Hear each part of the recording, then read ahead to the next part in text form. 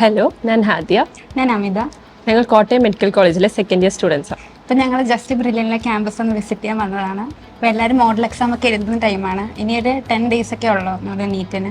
ഇപ്പം നിങ്ങൾ എല്ലാം ഓൾമോസ്റ്റ് എല്ലാം കവർ ചെയ്ത് കഴിഞ്ഞിട്ടുണ്ടാവും. നിങ്ങൾ റിവിഷൻ ചെയ്തുകൊണ്ടിരിക്കുകയായിരിക്കും. ലൈക്ക് ഫുൾ ടോപ്പിക് ഇതിലോട്ടേക്ക് വന്നു. നിങ്ങൾക്ക് നല്ല ടെൻഷൻ ഉണ്ടാവും. ഈ അവസ്ഥയിലെ കൂടിയൊക്കെ ഞങ്ങളും പോയിരുന്നു. ഇനിയിപ്പോൾ റിവൈസ് ചെയ്യാനുള്ള ടൈമാണ്. പുതിയതായിട്ടൊന്നും പഠിക്കണ്ട. ജസ്റ്റ് നമ്മൾ പഠിച്ച കാര്യങ്ങളൊക്കെ നന്നായിട്ട് തന്നെ റിവൈസ് ചെയ്യുക. പിന്നെ എക്സാം ഒക്കെ കോൺഫിഡൻ്റ് ആയിട്ട് അറ്റൻഡ് ചെയ്യുക. ഇനിയിപ്പം മാർക്ക് കുറയുന്നൊന്നും വലിയ കാര്യമാക്കൊന്നും വേണ്ട. ഈ ലാസ്റ്റിലോട്ടൊക്കെ വരുമ്പോഴത്തേക്കും എക്സാം കുറച്ച് ഇവിടെ ടഫായിരിക്കും. ഇതിനെക്കാട്ടിലും എന്തായാലും ഒരു 15-20 മാർക്സ് അധികം നിങ്ങൾക്ക് കിട്ടാൻ പോകുന്നുള്ളൂ ആക്ച്വൽ നീറ്റ് എക്സാം. അങ്ങനെയായിരുന്നു ഞങ്ങൾക്കൊക്കെ ഇവിടെ എഴുതിയ എക്സാമിനെക്കാട്ടിലും. നിങ്ങളിപ്പോൾ കുറേ എക്സാംസ് എഴുതി. ഇവിടെ എന്തായാലും നിങ്ങൾ ഇവിടെ പഠിച്ചൊരു കുട്ടി കുറേ എക്സാംസ്, കുറേ യൂണിറ്റ് വൈസ് എക്സാംസ്, കുറേ ഫുൾ പോർഷൻ എക്സാംസ് എല്ലാം എഴുതി. അപ്പോൾ ഈ ക്വസ്റ്റ്യൻസിൽ തന്നെ നിങ്ങൾക്ക് അറിയാം ഇതിൽ നിങ്ങൾ തെറ്റിച്ചിട്ട് ഇതൊക്കെ നിങ്ങൾ ഈ ക്വസ്റ്റ്യൻസ് ഒന്നും കൂടി റീഡു ചെയ്യുമ്പോഴത്തേക്ക് നിങ്ങൾക്ക് അറിയുണ്ടാവും.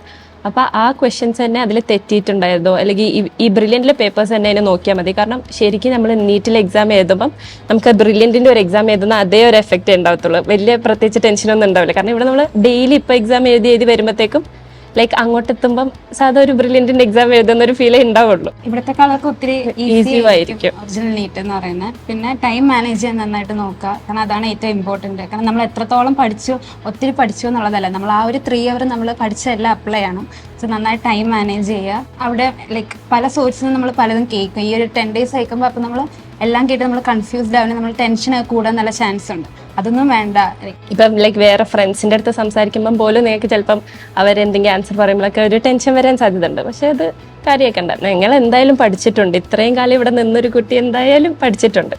നിങ്ങളെ കൊണ്ട് പറ്റുന്ന പോലെ നിങ്ങളങ്ങ് എഴുതാം. ഇനിയുള്ള ടൈമിലായാലും നമ്മൾ NCERT കുറച്ചുകൂടെ കോൺസെൻട്രേറ്റ് ചെയ്യാൻ, അതിലുള്ള സോൾഡ് എക്സാമ്പിൾസും ബയോളജി ആയാലും കെമിസ്ട്രിയുടെ അതായത് ഫിസിക്സിലെ ഇൻടെക്സ്റ്റ് ക്വസ്റ്റ്യൻസും ഇതൊക്കെ ഡയറക്റ്റ് ആയിട്ട് നമ്മുടെ നീറ്റിന് ചോദിക്കുന്നതാണ്. പ്രീവിയസ് ഇയറിലായാലും അങ്ങനെ ചോദിച്ച് അതേ പാറ്റേൺ ആണ് ഇപ്പോഴും വരുന്നത്. സോ അതൊക്കെ നന്നായിട്ട് നോക്കുക. ഇനിയുള്ള ടൈം പുറത്തുനിന്നൊന്നും പഠിക്കണ്ട. ഇതൊക്കെ പഠിച്ചത് തന്നെ നന്നായിട്ട് റിവൈസ് ചെയ്യുക.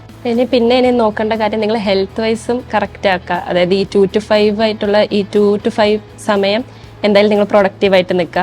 രാത്രി കറക്റ്റായിട്ട് ഉറങ്ങുക, എല്ലാ ഫുഡും കഴിക്കുക. വെറുതെ ടെൻഷൻ അടിച്ച് വെറുതെ ഉള്ളതും കൂടി ഇതാവേ ഉള്ളൂ. ഞങ്ങൾക്കും ഇങ്ങനെ തന്നെ ആയിരുന്നു. ഇപ്പം ഞങ്ങൾ പറയുമ്പോൾ നിങ്ങൾക്ക് തോന്നുന്നുണ്ടാവും ഞങ്ങളെല്ലാം കഴിഞ്ഞതുകൊണ്ടാണ് ഇപ്പം പറയുന്നതെന്ന്. പക്ഷെ അല്ല, ലൈക്ക് തീരുമ്പോൾ നിങ്ങൾക്ക് മനസ്സിലാവും ഇത്രേ ഉണ്ടായിരുന്നുള്ളൂ എന്നുള്ള കാര്യം. ഇനി നീറ്റ് എഴുതാൻ പോകുന്ന എല്ലാവർക്കും ഞങ്ങളുടെ ഓൾ ദി ബെസ്റ്റ്. എൻട്രൻസ് സംബന്ധമായ വാർത്തകളും അപ്ഡേഷനുകളും ഏറ്റവും വേഗം ആധികാരികമായി അറിയാൻ ബ്രില്യൻ സ്റ്റഡി സെന്റർ പാല യൂട്യൂബ് ചാനൽ സബ്സ്ക്രൈബ് ചെയ്യുക, ബെൽ ഐക്കൺ അമർത്തുക. ഈ വീഡിയോ മറ്റു സുഹൃത്തുക്കളിലേക്കും മാക്സിമം